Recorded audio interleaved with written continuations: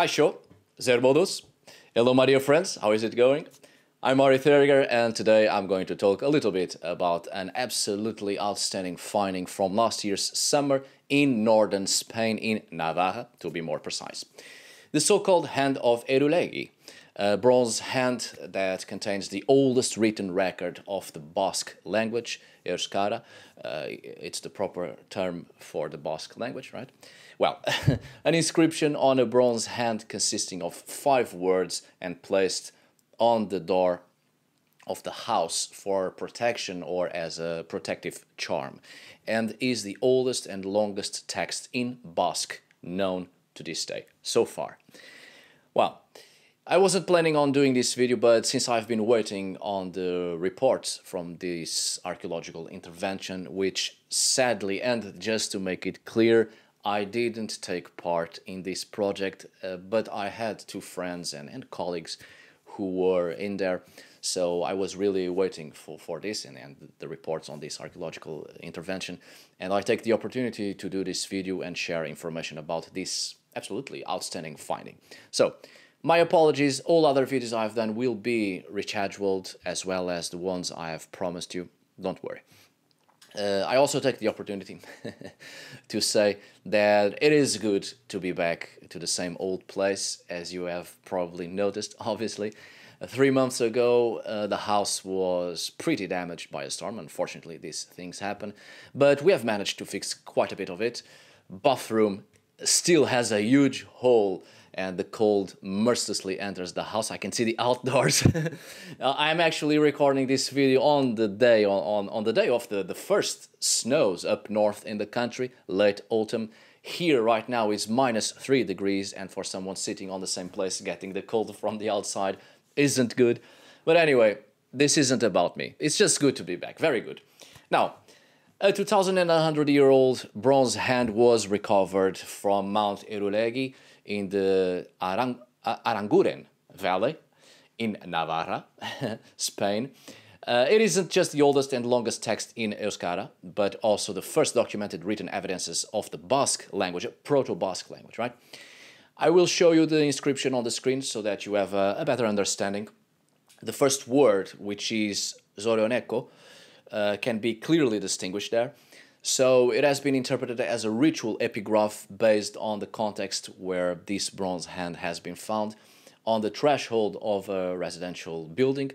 And because of the morphology and the decoration and the appearance of the term precisely, Zorioneko, at the very beginning of the text, which means good luck, something auspicious, which suggests that it is most likely an apotropaic charm or a good fortune symbology. It has a specific graphic system, a written form which derived from a variant of the Iberian signatory. If you are interested in Paleo-Hispanic scripts, I shall do a video for you on the Iberian language and the Celt-Iberian languages and the respective written forms as 2 examples, which are runiform in nature, right? Runes as a runic symbology.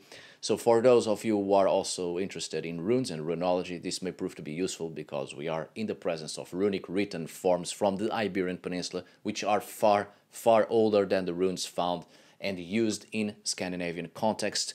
And I think that is important to take in mind to give another perspective on the history of both runes and runiforms and written forms in Europe.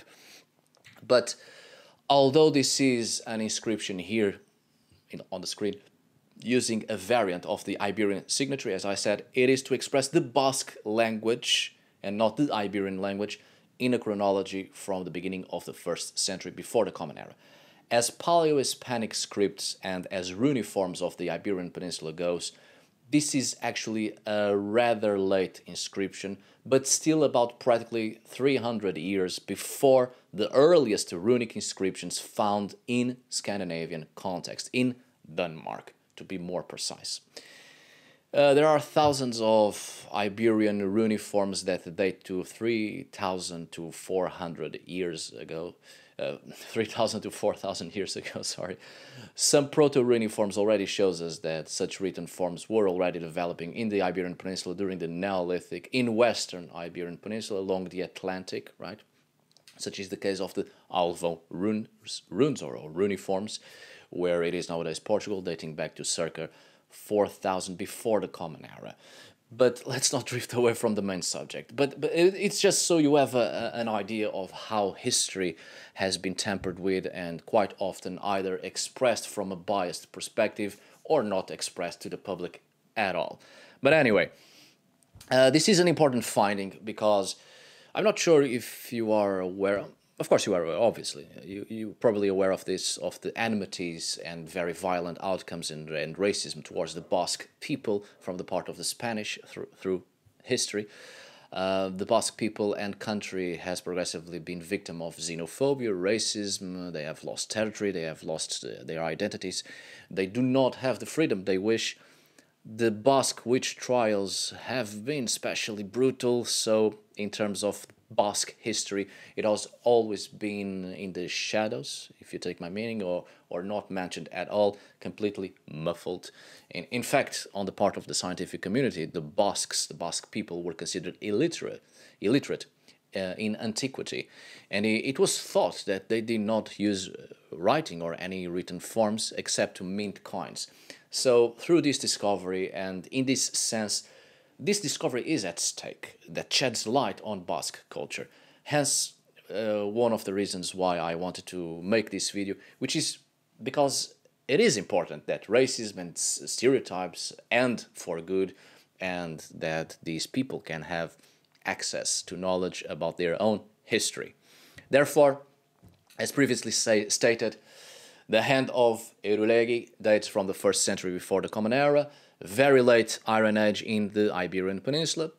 One of the aspects I'm more inclined to focus on here is precisely the apotropaic character of the finding, which I think it is very useful to understand traditional folk magic and behaviors, and also as a wonderful insight into paganisms of the past, so we can nowadays better formulate and try to reconstruct to a certain extent Iberian pagan practices.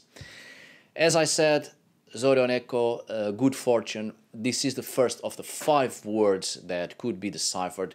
It is a bronze representation of a human hand designed to hang on the front door of a house, probably as a protective ritual object for the home.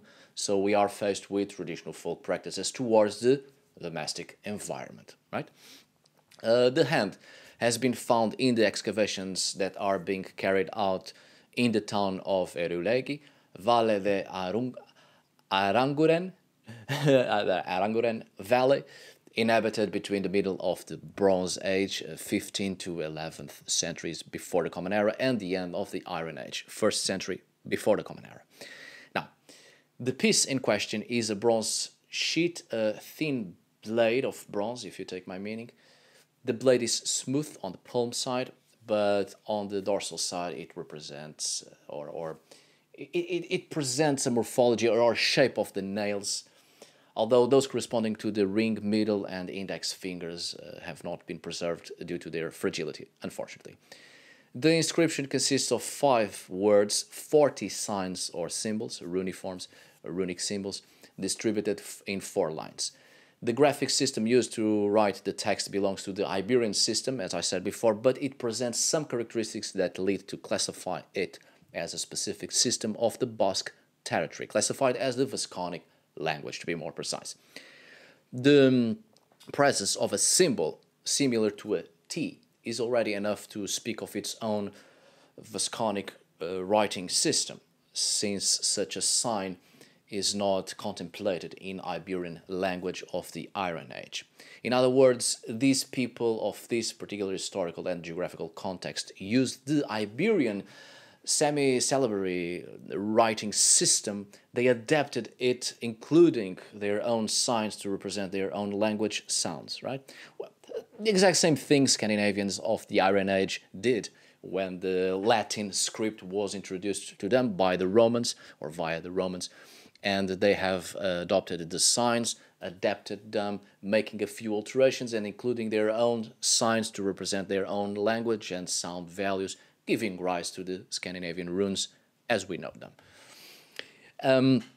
It is particularly interesting to be an open hand, and it could mean many things, obviously.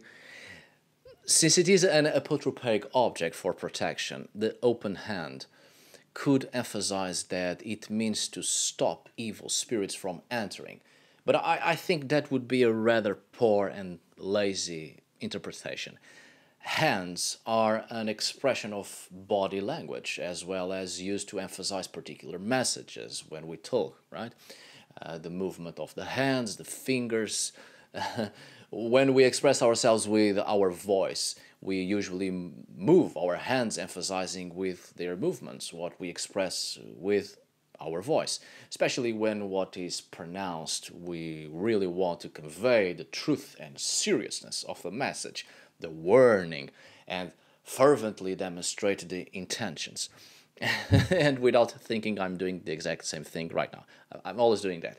Anyway, but if we think about the idea of warding off evil spirits, we find in several Western European traditional folk magic the idea of being silent to avoid being heard by evil entities or even being taken by evil spirits. So being silent could also play a certain apotropaic role here. We also tend to use our hands alone to convey a particular message, right?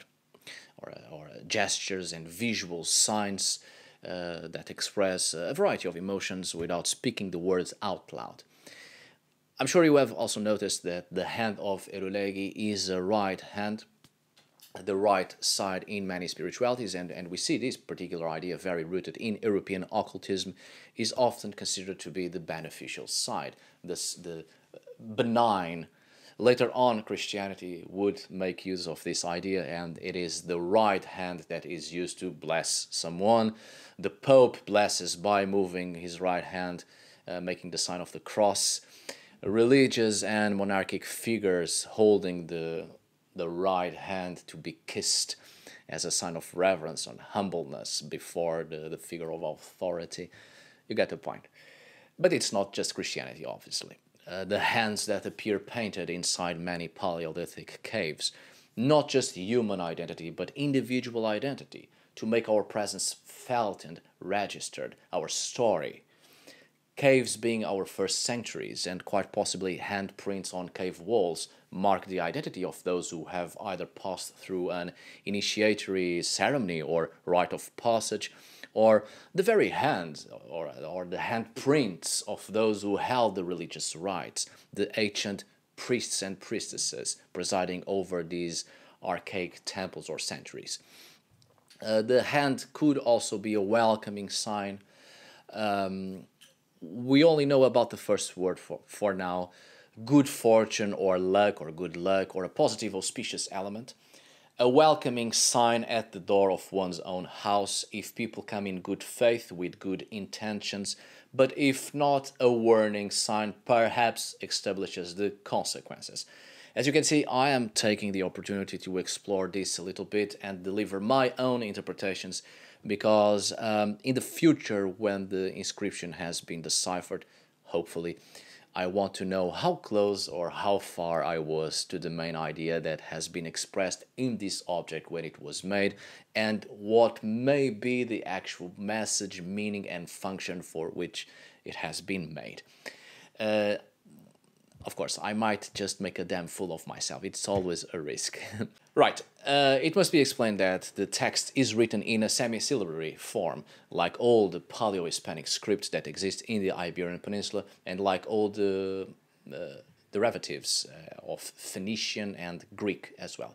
Thus, syllabograms, right, are used for some consonant-vowel combinations and phonograms for vowels and some consonants. The fact that the first word that the hand shows is Zoroneko suggests that what is written is a kind of welcome spell or charm for those who come to the door, wishing them happiness if they bring good luck. I think it is a plausible and possible, but also plausible interpretation. So far, I think it is safe to say that it is a protective ritual object of the home, no doubt. There's been quite a few interpretations of the text so far, and I think one of the best ones is through the word ekirate. Ekiate, which has been interpreted as open door for those who come from the rising sun. Taking into consideration three important factors. First, it is an apotropaic object. It was placed on the door of the house. It is written in what we could call Proto-Basque, and it is in Basque history or historical and geographical context. So perhaps this is where the Basque custom of putting equilores, sunflowers, on the door comes from. Let's keep in mind that in addition to its natural properties, the sun has the virtue of scaring away evil spirits that at night exercise their power in the world according to various popular beliefs and folklore, of course. Certain people and beings considered evil in nature are frozen, static, immovable, or even petrified or banished if they are caught by the sun before they can hide in the shadows or resume to the forms that allow them to exist during the day. There are categories of, for instance, vampires who lose their power and strength over the living and even die as soon as a ray of sunlight hits them. Now, given the sacred character of the sun within the Basque conceptual pagan animistic world, it is not strange that many beliefs and customs of Indo-European solar mythology and motifs have been associated with the star of the day, expressed in traditional customs, traditional witchcraft, religion, spirituality, etc. Yes, I know Basques are not Indo-Europeans, the Basque language is not Indo-European, but they were surrounded by Indo-European beliefs and inevitably adopted, and vice versa, certain beliefs, because concepts and belief systems are always in motion, always on the move. Languages, religion, culture is always in motion, and throughout the centuries people have been exchanging conceptions and ideas and belief systems. But also, you don't have to be Indo-European to have sun worship and sun beliefs, of course, obviously not. I am simply emphasizing this cultural root or this cultural background because as an archaeologist in Portugal, I am familiar with the Indo-European beliefs of the Iberian Peninsula, and it is clearly visible in the archaeological record the tremendous impact of the cults around the sun that we see in pre-Roman Iberian cultures since the Neolithic, with a great emphasis also placed on the end of the Neolithic, the Copper Age, and the Bronze Age, where the sun and entities and solar deities associated with it had a profound impact and functions on the religiosities of these time periods and geographical contexts, to the point that even in the Chalcolithic, the Copper Age, it is formed an entire religion around the sun in the west of the Iberian Peninsula that came to completely overthrow the megalithic culture. But, as I was saying, even today the Basques put equilores on their doors. I said sunflowers before, I'm sorry, but I now realize that in English sunflower is actually a type of flower, and what I meant is that egusquilore is the flower of the sun in Basque, which is thistle. To be more precise, it is thistle. Anyway, according to the legends and traditional beliefs, egusquilore, flower of the sun, thistle that is placed on the door of Basque dwellings or homes as protection against evil spirits and witches, with some resemblance to the rosette hexapetala, which also represents the sun as a pagan symbol that was assimilated by Christian art. This protects the house from evil spirits, which is the most beautiful flower created by Amalur, the Basque Mother Earth, in Basque mythology and ancient religions, in honor of the sun. And it is the mythical symbol of the sun itself. You see, the nocturnal evil spirits stopped at the doorstep to count the ends of the egusquilore at the door before penetrating the house, forced by a mysterious energy to remain in there, fixed, which made them waste a lot of time. Dawn came for them, and with the rising of the sun, they disappeared without a trace.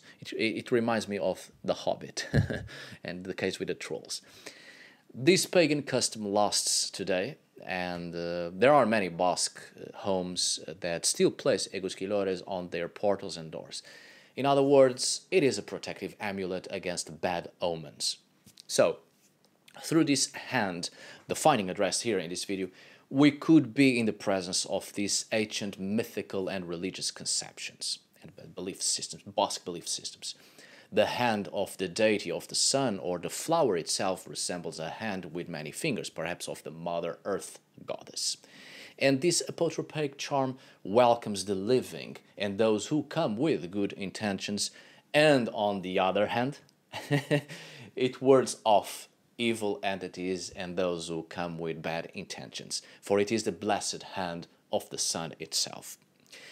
We shall see what the future holds and what the future reveals concerning the inscriptions. Until then, by all means, please, I would very much like to read your thoughts in the matter and express your ideas and interpretations, please. I'm sure many of us in this little community will enjoy reading, and it may prove to be useful. Now, thank you so much for watching. See you on the next video. And as always, thank you for today, my dear friends. Tack för idag. Obrigado por hoje. Farewell. Agur. Esqueri casco.